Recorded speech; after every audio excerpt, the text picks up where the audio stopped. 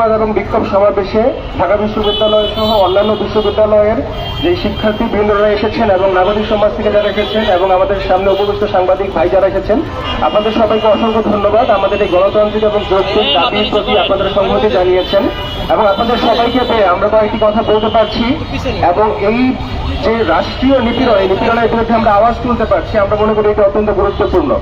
আজকে মিডিয়ার মাধ্যমে বাংলাদেশের লক্ষ লক্ষ মানুষ হয়তো আমাকে শুনছে। আমরা লক্ষ্য করেছি যে আমাদের বাংলাদেশের মানুষের মধ্যে বিভাজন তৈরি করার জন্য রাষ্ট্রীয় বাহিনীগুলো উঠে পড়ে লেগেছে। আজকে পুলিশ যখন এই ধরনের নিপীড়নমূলক কর্মকাণ্ড করে তখন আমরা দেখি যে বাংলাদেশের বিভিন্ন জায়গা থেকে মানুষজন ফেসবুকে কমেন্ট করেন যে এটা ঠিক, এটা ব্যাঠিক, এটা কেন করলো, ওইটা কেন করলো না। এই যে ধরনের মোরাল পুলিশিং গুলো আপনারা করছেন, আপনাদের মনে রাখতে হবে আজকে এটা আমাদের সাথে হচ্ছে, কালকে এটা আপনাদের সাথে হবে। আজকে আপনি মনে করছেন যে একজন শিক্ষার্থী তাকে মাদক সেবী এই সন্দেহে তাকে হ্যারাস করা যায়, কালকে আপনাকে ছাত্রদল সন্দেহে, শিবির সন্দেহে, ছাত্রলীগ সন্দেহে, যে কোনো সন্দেহে পুলিশ হ্যারাস করতে পারে। পুলিশের এই হ্যারাসমেন্টের বিরুদ্ধে আমাদের কথা বলতে হবে, কারণ পুলিশ যদি এই ধরনের হ্যারাসমেন্ট চলতে থাকে তাহলে আমি আপনি কেউই নিরাপদ নাই।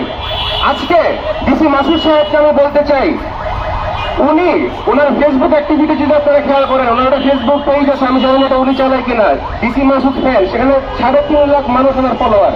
আমি জানতে চাই উনি কি কোনো পিআর এজেন্সির মাধ্যমে এগুলো করছে কিনা, উনি কি টিকটকার কিনা, উনি কি ইউটিউবার কিনা, উনি যে ওনার এই ধরনের কর্মকাণ্ড, এই যে মানুষকে হ্যারাস করার বিষয়গুলো উনি এইভাবে গণমাধ্যমের মানুষ সহ আপনাদেরকে ব্যবহার করে উনি এগুলো ফলাও প্রচার করছে, এর বিষয়ে ওনার কোনো দূরভিসন্ধি আছে কিনা?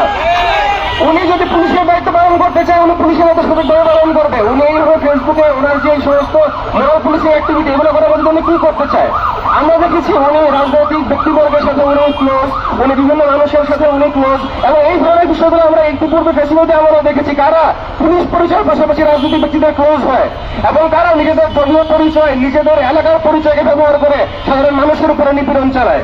আমরা স্পষ্টভাবে বলতে চাই এই ধরনের হ্যারাসমেন্ট বাংলাদেশের মানুষ মেনে নিবে না। পবিত্র রমজান মাস চলছে, বাংলাদেশের কোটি কোটি মানুষ আজকে রোজা রাখছে। আল্লাহ পবিত্র কোরআনে কিন্তু বলেছেন আল্লাহ সীমা লঙ্ঘনকারীকে পছন্দ করেন না। ডিসি মাসুদ সহ পুলিশ বাহিনীদেরকে বলতে চাই আপনারা যদি সীমা লঙ্ঘন করেন বাংলাদেশের মানুষ আপনাদের পছন্দ করবে না। আর পুলিশ ভাইদের মধ্যে বলতে চাই আপনাদের প্রতি আমাদের কোনো রাগ এবং ক্ষোভ নাই।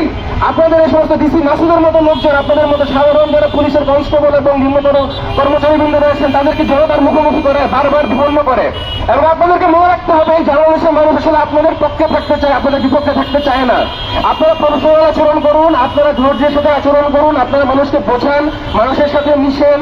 আমরা কিন্তু এখনো ভুলে যাই না পুলিশের সাথে আমাদের সম্পর্ক কি, পুলিশ আমাদেরকে কেমন আচরণ, প্রত্যাশা এবং কেমন নির্যাতন উপহার দিয়েছে জুলাই আগস্ট মাসে, আমরা কিন্তু কোনো কিছু ভুলে যাই নাই। কিন্তু আমরা ভুলে যেতে চাই, আমরা চাই বাংলাদেশের মানুষ, বাংলাদেশের সর্বস্তরের মানুষ একসাথে থাকবে, একটা সুন্দর বাংলাদেশের সমাজ আমরা গড়ে তুলবো যেখানে পুলিশ বা রাষ্ট্রীয় বাহিনী এ ধরনের নিপীড়ন চালাতে পারবে না। আজকে সাংবাদিক ভাইদেরকে অনুরোধ জানাতে চাই আপনারা দায়িত্বশীলতার পরিচয় দিবেন। আপনাদের দায়িত্বশীলতার মাধ্যমে কিন্তু গণতান্ত্রিক প্রতিষ্ঠান হিসেবে আমাদের বাংলাদেশের মানুষজন এবং গণতন্ত্রের ধারকবাহক হিসেবে বাংলাদেশের যারা রাজনীতি করে তারা কিন্তু চেক এন্ড ব্যালেন্সের মধ্যে থাকে। আমরা অনেক সময় দেখি যে আপনাদের বিভিন্ন ধরনের কর্মকাণ্ডের কারণে এই ধরনের ন্যারেটিভ বাজারে ছড়ায় যা মানুষের বিপক্ষে চায়। সুতরাং আমি আমার বক্তব্য এখানেই শেষ করছি। বাংলাদেশের মানুষের পক্ষে, বাংলাদেশের স্বাধীনতা, সার্বভৌমত্ব এবং গণতন্ত্রের পক্ষে আমার বক্তব্য পেশ করে আমার বন্ধু নাইমের উপর হামলার তীব্র প্রতিবাদ জানিয়ে আমি আমার বক্তব্য এখানে শেষ করছি। ধন্যবাদ।